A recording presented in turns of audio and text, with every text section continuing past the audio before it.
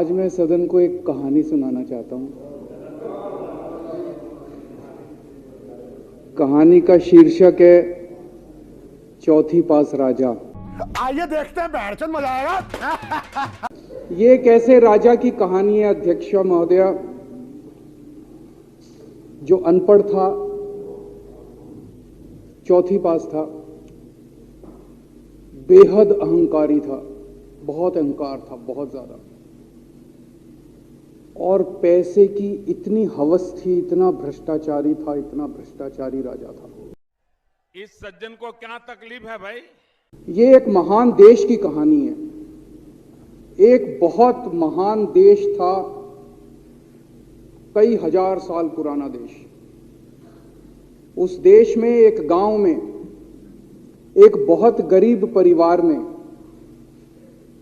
एक बच्चे का जन्म हुआ। जब बच्चे का जन्म हुआ तो ज्योतिषी ने कहा, गांव में ज्योतिषी होते हैं, आते हैं, वो पतरी बनाते हैं। ज्योतिषी ने कहा, माई तेरा लड़का बड़ा होके बहुत बड़ा सम्राट बनेगा। माई को यकीन नहीं हुआ, मेरा इतने गरीब हूं मैं, कहां से मेरा बेटा सम्राट बनेगा। तो उसने कहा, नहीं, तेरे बेटे के ग्रह बताते हैं तेरा बेटा बहुत बड़ा सम्राट बनेगा। बेटा धीरे धीरे बड़ा होने लगा। स्कूल, गांव का ही स्कूल था, स्कूल जाता था, उसका पढ़ने वढ़ने में मन नहीं लगता था। तो चौथी के बाद उसने किसी तरह से चौथी करी, चौथी के बाद उसने स्कूल छोड़ दिया। गांव के पास एक रेलवे स्टेशन था, तो घर का खर्चा चलाने के लिए वो लड़का वहां स्टेशन पे चाय बेचता था। लड़के को भाषण देने का बड़ा शौक था।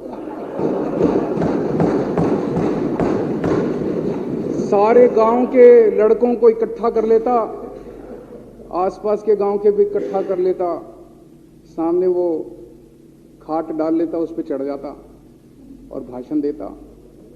धीरे धीरे आसपास के गांव के लड़के भी इकट्ठे हो गए। जिस भी चीज में भाषण देता, एक बार शुरू हो जाता तो बंद ही नहीं होता। अब ज्योतिषी ने कहा था, लड़का बड़ा हुआ, बड़ा होके एक दिन उस महान देश का वो राजा बन गया। पूरे देश में उसका नाम हो गया चौथी पास राजा। लोग उसको चौथी पास राजा कहते थे। अब उसे आता जाता कुछ था नहीं, पढ़ा लिखा था नहीं। अफसर आते, कुछ अंग्रेजी में चपर चपर करते, उसको समझ नहीं आता। अफसर जो मर्जी उससे साइन करा के ले जाते, जो मर्जी उससे साइन करा के ले जाते। अब वो कुछ पूछे अफसरों से तो उसे भी शर्म आती थी कि मैं पूछूंगा तो उनको लगेगा अनपढ़ आदमी है, पता चल जाएगा। तो उसके भी दिल में ये रहता था, यार मैं पूछूं ना पूछूं। पता नहीं किस किस चीज पे उसने चौथी पास राजा ने साइन कर दिए। अरे हम तो फकीर आदमी है, झोला लेके चल पड़ेंगे जी। फिर धीरे धीरे राजा को ये बुरा लगने लगा, यार ये मेरे को चौथी पास कहते हैं। तो उसने एक फर्जी डिग्री बनवा ली। कहीं से फर्जी डिग्री बना के ले आया, एमए की। बोला मैं एमए हूं। तो लोगों को लगा, यार ये तो ठीक नहीं है, ये तो फर्जी डिग्री हम बना के ले आया हमारा राजा। तो लोगों ने आरटीआई डाली। जो आरटीआई डालता उस पर 25,000 रुपए जुर्माना।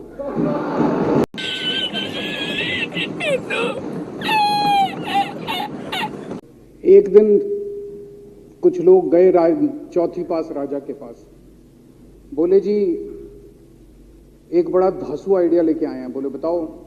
बोले जी नोटबंदी कर दो, भ्रष्टाचार खत्म हो जाएगा देश से। तो उसने कुछ पूछा, उसे कुछ समझ नहीं आया राजा को, क्या कह रहे हैं क्या नहीं, पर उसे लगा यार कुछ धांसू आइडिया होगा। उसने एक दिन रात को 8 बजे टीवी चैनलों पे जाकर नोटबंदी कर दी। बोला सारे नोट बंद। पूरे देश में हाहाकार मच गया, तड़प गए लोग, धंधे बंद हो गए, दुकानें बंद हो गई, लोग बेरोजगार हो गए, बुरा हाल हो गया पूरे देश। लंबी लंबी लाइनें लग गई पूरे देश के अंदर। लोगों ने जाके उसको कहा जी नोटबंदी कर दो, आतंकवाद खत्म हो जाएगा।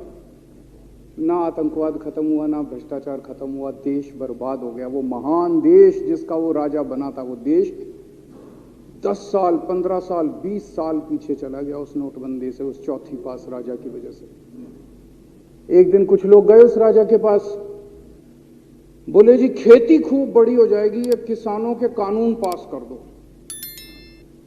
अब उसको कुछ अकल नहीं थी राजा को, अनपढ़ राजा था। उसने साइन कर दिए, 3 काले कानून पास हो गए किसानों के। पूरे देश के किसान सड़कों पे, जगह जगह मोर्चे, 750 किसानों की मौत हो गई 1 साल के अंदर। अंत में राजा को वो कानून वापस लेने पड़े। धीरे धीरे देश की समस्याएं बढ़ती गई, क्योंकि राजा ऐरे गहरे। इससे पहले एक और राजा आया था, मोहम्मद बिन तुगलक, वो भी ऐसे ही करता था। कभी उसने देश की राजधानी बदल दी, कभी बोला मैं चमड़े के सिक्के बनाऊंगा। उसी तरह से ये था अनपढ़ राजा, कुछ भी कर देता था। साथियों, मैं आज देशवासियों से क्षमा मांगते हुए I am sorry, Babu. चल चल चल चल